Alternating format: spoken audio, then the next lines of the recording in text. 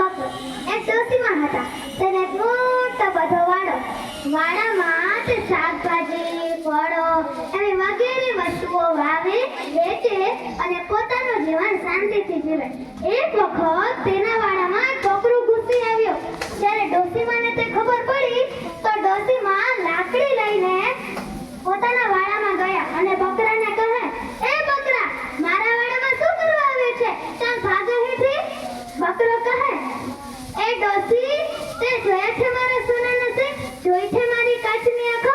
એક સિંગ મારીશ ને તો ક્યાંય ઉઠતી જાય. ડોશીમાં તો તે સાંભળીને ડરી ગયા અને પોતાના ઘરે જઈને ઓટલા ઉપર બેસીને રડવા માંડ્યા. ત્યાં તો ફરફર કરતા ચકલી બહેન આવ્યા.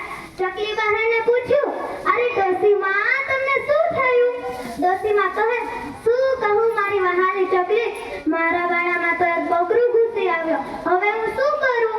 ચકલી બહેન કહે, અરે ડોશીમાં, આવડી વાતમાં શું પીવાનું હોય?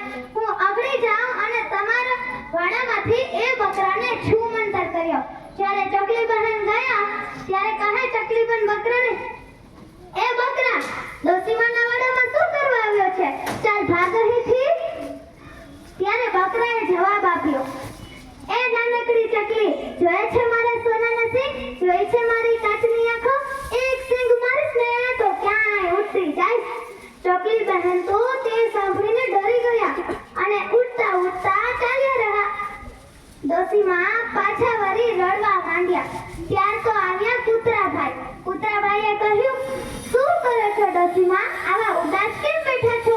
ડોશીમાં કહે, અરે કૂતરા, હું તો શું કહું, મારા વાડામાં તો એક બકરો ઘૂસી આવ્યો. હવે હું શું કરું? ત્યારે કૂતરાએ જવાબ આપ્યો, અરે ડોશીમાં, બસ આવડી જ વાત, આને તો હું ચૂટકીમાં કરી નાખું. એ બકરાને હું અગળે તમારા વાડામાંથી ભગાડી આવું. જ્યારે કૂતરો વાડામાં ગયો ત્યાં તો જોવે છે કે બકરો તો શાકભાજી, ફળો ખાઈને આખા વાડામાં ઉથલ-પુથલ કરી નાખ્યું.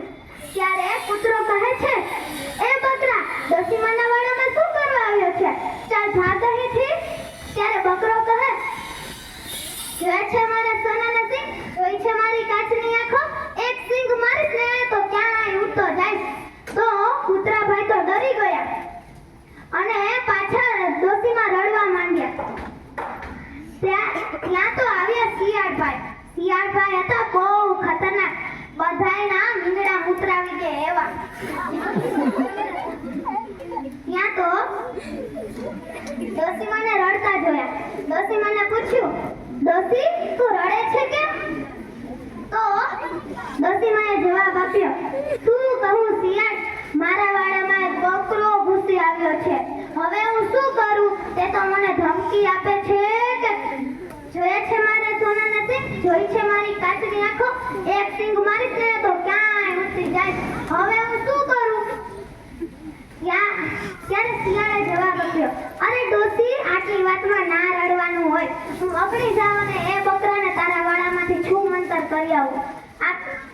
અને જો ના કરી પાયો ને તો મારું નામ શિયાળ નહીં.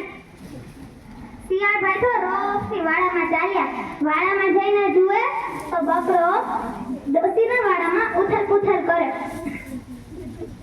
અને પછી શિયાળભાઈએ કહ્યું, એ બકરા, ડોશીના વાડામાં શું કરવા આવ્યો છે? ચાલ ભાગ અહીંથી. બકરાએ જવાબ આપ્યો, જોયે છે મારા સોનાના સિંગ? જોઈ છે મારી કાચની આંખો? એક સિંગ મારીશ ને તો ક્યાંય ઉઠતો જાય. તે સાંભળીને તો શિયાળ ડરી ગયો અને ભાગી ગયો. ડોશીમાં પાછા રડવા માંડ્યા. હવે સાંજ પડવા આવી હતી. મધમાખીનું એક ઝુંડ ત્યાં ડોશીમાના ઘર પાસેથી જતું હતું. ત્યારે એક મધમાખીની નજર તે ડોશીમા પર પડી. મધમાખીએ ડોશીમાને પૂછ્યું, ડોશીમા, તમે શું માટે રડો છો? શા માટે રડો છો? તો ડોશીમાએ જવાબ આપ્યો, શું કહું મધમાખી, મારા વાડામાં બકરો ઘૂસી આવ્યો. સવારનો મારા વાડામાં પડ્યો છે, હજી નથી નીકળતો. હવે હું શું કરું? મધમાખી કહે, અરે એમાં કઈ રડવાનું ના હોય. હું અને મારું એક આખું ઝુંડ જઈએ અને તે બકરાને તમારા વાડામાંથી ભગાડી આવીએ. મધમાખી અને મધમાખીનો આખો ઝુંડ ડોસીમાના વાડા તરફ જતું રહ્યું અને મધમાખીએ કહ્યું, એ બકરા, ડોસીમાના વાડામાં શું કરવા આવ્યો છે? ચા થાકવાની છે? બકરાએ જવાબ આપ્યો, જોયા છે મારા સોનાના સેટ? જોઈ છે મારી કાચની આંખો? એક સિંગ મારીશ ને તો ક્યાંય ઉડતો જાય.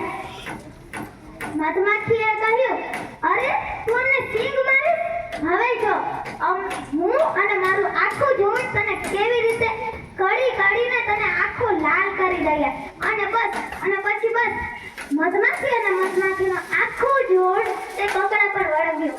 બકરો કહે, ઓય માં, હવે કોઈ દી ના આવું. મારાથી ભૂલ થઈ ગઈ. અને બકરો ત્યાંથી ભાગતો ચાલી ગયો અને ડોશીમાં ખુશ થઈ ગયા. આ વાર્તામાંથી આપણે શીખ મળે છે કે ભલે ગમે તે કોઈ પણ નાનું હોય કે મોટું, તે પોતાનું કાર્ય સારી રીતે કરી શકે છે. આપણે કોઈને એમ ન કહેવું કે તું નાનો છો એટલે તું કંઈ કરી શકતો નથી. Thank you.